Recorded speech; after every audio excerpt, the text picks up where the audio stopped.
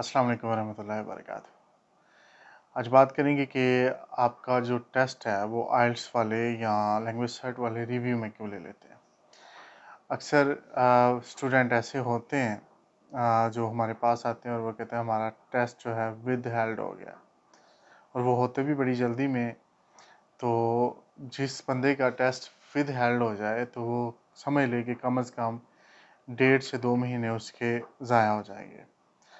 वो आपका test with held क्यों करते हैं, इसकी बहुत सारी रीज़न्स हो सकती हैं। लैंग्वेज सर्ट की अगर बात करें तो लैंग्वेज सर्ट वाले जो हैं, अगर आपने सामने कैमरा है, आप ऑनलाइन टेस्ट दे रहे हैं और आपने एक दो दफ़ा भी इस तरह कर लिया मुंह या इस तरह कर लिया, आपने देख लिया, तो उनको शक हो जाता है कि शायद जब हम इससे सवालात कर रहे थे, कोई बात हो रही थी, तो ये कहीं से देख रहा था। उसके लिए आपका वो टेस्ट रिव्यू में ले लेते हैं।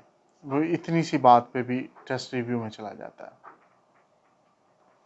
इसके अलावा और बहुत सारी रीज़न्स हो सकती हैं। लैंग्वेज सेट वाले जो उनके कैमरास होते हैं, जो पूरे उनके हॉल में लगे होते हैं, जो उस टेस्ट सेंटर में लगे होते हैं, तो एक तो वो उनमें से अगर कोई चीज़ उनको नज़र आए किसी बंदे का आना जाना, तो तब भी वो आपका टेस्ट रिव्यू में ले जाते हैं, क्योंकि उस दौरान ये हरकत हुई है, कोई बंदे आ जा रहे थे, तो वो उसमें शक में पड़ जाते हैं। इसके अलावा जो तीसरी रीज़न होती है टेस्ट को रिव्यू में लेने की, और ये ज़्यादा रीज़न यही होती है लैंग्वेज सेट की, वो क्वालिटी चेक करते हैं। अपने म्यार पे जो है कंप्रोमाइज़ नहीं करते कि कहीं कोई फ्रॉड ना हो, कहीं कोई चीटिंग ना हो।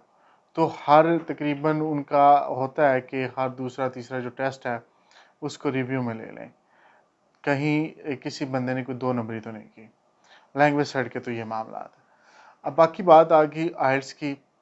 आइल्स में आमतौर पर जो टेस्ट विद हेल्ड किया जाता है, वो या तो उनको शक होता है कि इस बंदे ने किसी से मुका करके उनकी आइल्स की टीम के साथ या किसी भी बंदे के साथ कि इस बंदे ने कोई पेपर शेपर निकलवा के पहले ही याद कर लिया था, क्योंकि उसमें जो पेपर लिखा जाता है वो इस तरतीब से लिखा जाता है, या मतलब उसमें आंसर इस तरह से लिखे जाते हैं। फॉर एग्जांपल 15-16 आपको आंसर ठीक चाहिए थे, आपने 15-16 ठीक कर लिए और बाकी आपने खाली छोड़ दिए, या वो पहले 15-16 ठीक है बाकी सारे गलत हैं, तो उससे उनको शक हो जाता है कि ये बंदे ने कोई 2 नंबरी की है।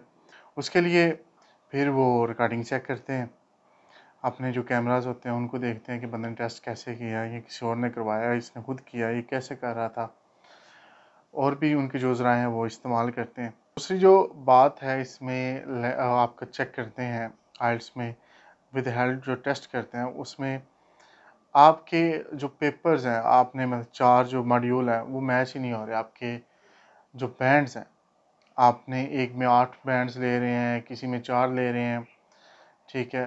तो वो अजीब सा सिनेरियो बन जाता है कि ये बंदा किस तरह से, मतलब ये रीडिंग में फॉर एग्जांपल 8 बैंड्स किस तरह आ सकते हैं, जबकि स्पीकिंग में इसके मुश्किल से 4 आए हैं।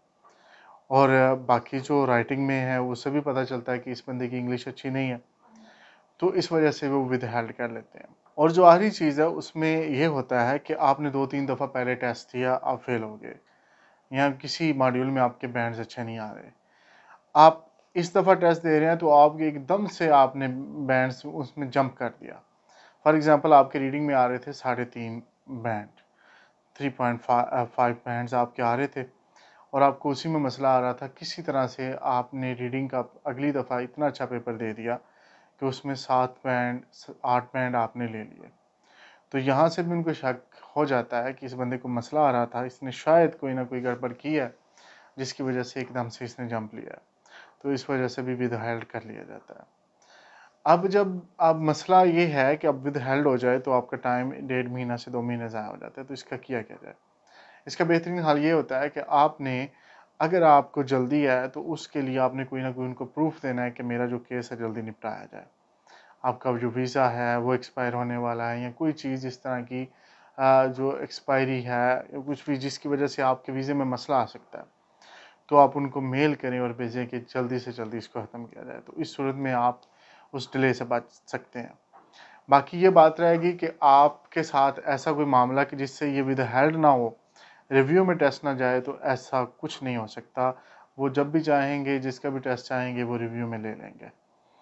تو مجھے امید ہے آپ کو کافی ساری چیزوں کی اس سے ریلیٹڈ کہ ود ہیلتھ ٹیسٹ کیوں ہوتا ہے سمجھ آ گئی ہوگی، ریویو میں ٹیسٹ کیوں جاتا ہے۔ انشاءاللہ نیکسٹ ویڈیو میں آپ سے پھر ملاقات ہوگی۔ اللہ حافظ۔